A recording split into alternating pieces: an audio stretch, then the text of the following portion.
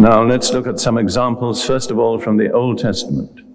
We'll turn to Genesis chapter 48 and read from verse 8 through verse 19, which is a very, very interesting passage. In this passage, Joseph brings his two sons to his father Jacob, who is also called Israel, for Jacob to bless his grandsons. And let me say, second to the blessing of God himself, I think the most desired blessing is the blessing of a father or a grandfather. And I would say to all of you, especially you younger people, if by any means possible, obtain your father's blessing on whatever you do. It is very, very important. It's second only to the blessing of God himself. And you will see in the Bible, great importance was attached to a father's blessing. So here we are in verse 8. Then Israel, that is Jacob, saw Joseph's sons and said, "Who are these?" And Joseph said to his father, "These are my sons, whom God has given me in this place," that's Egypt. And he said, that's Jacob, "Please bring them to me, and I will bless them." Now the eyes of Israel were dim with age, so that he could not see. Then Joseph brought them near him, and he kissed them and embraced them.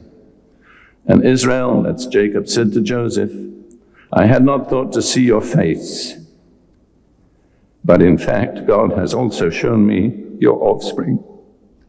If there's one thing that moves me to tears, it's the faithfulness of God. It's not grief, it's not sorrow.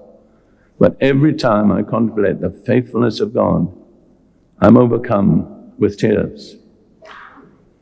So Joseph brought them from beside his knees, and he bowed down with his face to the earth.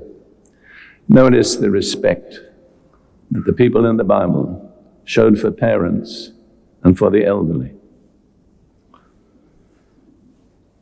And Joseph took them both, Ephraim with his right hand towards Israel's left hand, and Manasseh with his left hand towards Israel's right hand, and brought them near him.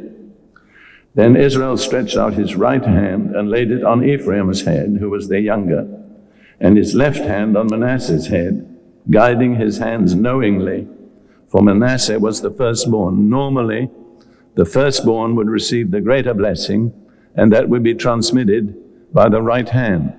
And Joseph specially arranged that Manasseh was to come, who was the elder, was to come opposite Jacob's right hand. But Jacob, prompted by the Holy Spirit, crossed his hands and laid his right hand on Ephraim and his left hand on Manasseh.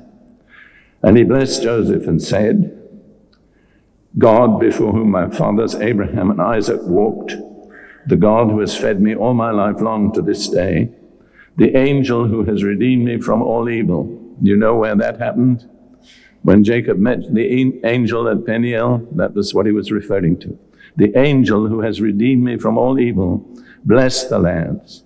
Let my name be named upon them, and the name of my fathers Abraham and Isaac, and let them grow into a multitude in the midst of the earth. And you see also how important it is to transmit a name. So many of these things are just going out of fashion today, but they've never gone out of fashion with God. Now when Joseph saw that his father laid his right hand on the head of Ephraim, it displeased him. So he took hold of his father's hand to remove it from Ephraim's head to Manasseh's head. And Joseph said to his father, "Not so, my father, for this one is the firstborn. Put your right hand on his head." But his father refused and said, "I know, my son, I know. He also shall become a people, and he also shall be great. But truly his younger brother shall be greater than he, and his descendants shall become a multitude of nations."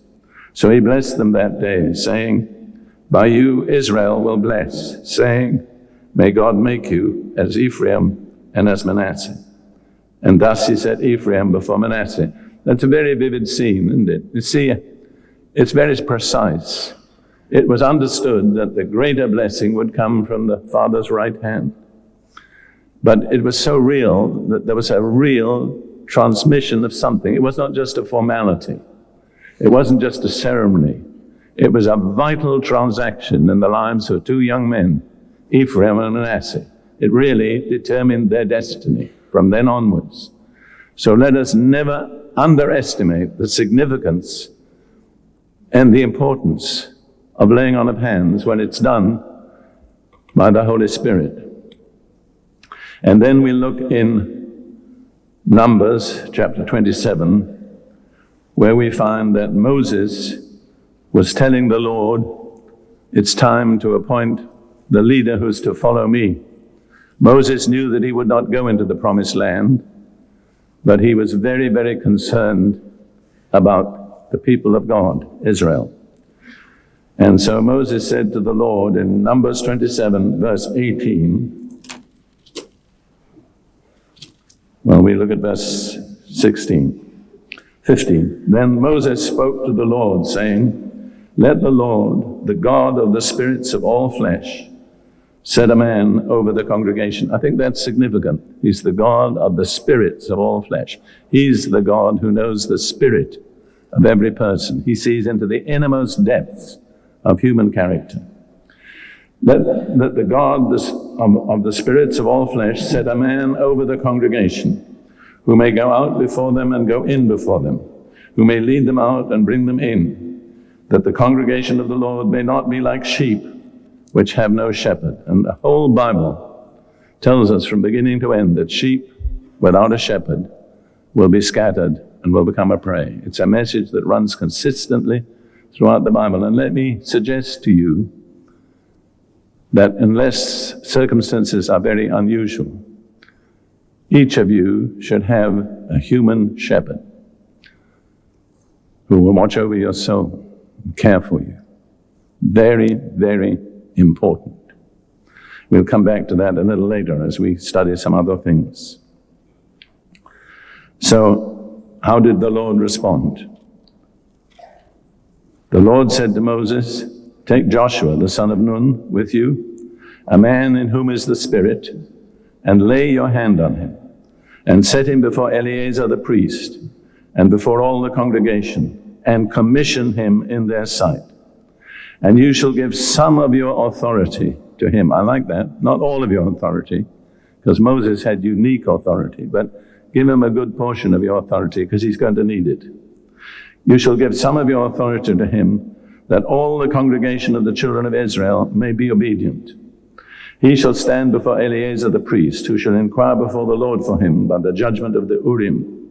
At his word, that's Joshua's word, they shall go out, and at his word they shall come in, both he and all the children of Israel with him, all the congregation.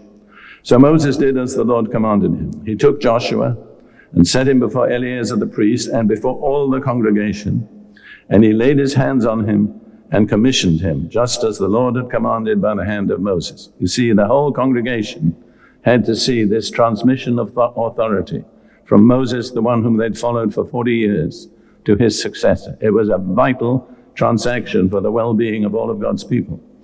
Furthermore, it was not just a ceremony. Something really happened to Joshua. And in Deuteronomy chapter 34, we have this interesting comment. Deuteronomy 34 and verse 9.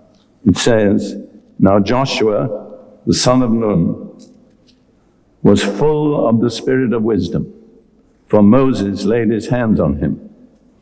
So you see what he received from the laying on of hands? He received the spirit of wisdom. It was not just a formality, not just a ceremony, it was a real transaction. Now let's go to one other example in the Old Testament, which is in 2 Kings chapter 13. It's the closing scene, really, in the ministry of Elisha. And yet it really wasn't a closing scene, because you remember Elisha died and was buried, and then a band of raiders came in to invade Israel, and the men who were going to bury another man just had to dump the man in Elisha's sepulcher and run off. And when the dead man touched the bones of Elisha, he came to life. That's something, isn't it? How wonderful it is that God's power can be transferred in so many strange ways. All right, let's read here Elisha in 2 Kings 13, verse 14. And Elisha had become sick with the illness of which he would die. This is so, what would I say? It's not what you expect. He died of a sickness, and yet his bones were so charged with the power of God that when a dead man contacted his bones, he came alive. You can't explain that. There are some things you can't explain. Let me just tell you something that happened very briefly, because I'm so tired of people trying to account for everything that God does. In South Africa, some years ago, Ruth and I were ministering in an Assembly of God church, and the associate pastor, a young man, had been playing squash, had fallen and broken his arm in 4 places. So he came to us for prayer, and I said, I know this sounds strange, but I'm going to check your legs, because this is what God has shown me to do. And if your legs are unequal, the short leg will grow out, and you'll know that God has touched you. And then I said, be very careful to thank God for it. So, you see, when people have a real need, they'll do all sorts of strange things they wouldn't do at other times. And so he went through this ceremony. I held his knee, his leg, it grew out. I knew God had touched him. Well, he went back to the doctor and was x-rayed. Now, this is the thing I cannot explain. There had been 4 breaks in his arm. 3 of them were perfectly healed. The 4th was still a break. And the senior pastor said to me, explain that. I said, I can't explain it. I could say, well, he had 75% faith, but that would be a very unconvincing explanation. So I just am so tired of people knowing everything that God has done and being able to explain it all. There are lots of things that God does I can't explain. And I'm quite content to leave them with God. Anyhow, we go on with this story. Joash, the king of Israel, came down to Elisha and wept over his face and said, oh, my father, the chariots of Israel and their horsemen. That was the same thing that Elisha himself had said to Elijah when he was taken up in the chariot. And that contains a message, really, for all of us. A man who really knows God can be the defense of a nation. He can be stronger than an army. And Joash, who was not a particularly godly king, recognized what Elisha meant to his people. And Elisha said to him, take a bow and some arrows. So he took himself a bow and some arrows. Then he said to the king of Israel, put your hand on the bow. So he, that's the king, put his hand on the bow, and Elisha put his hands on the king's hands.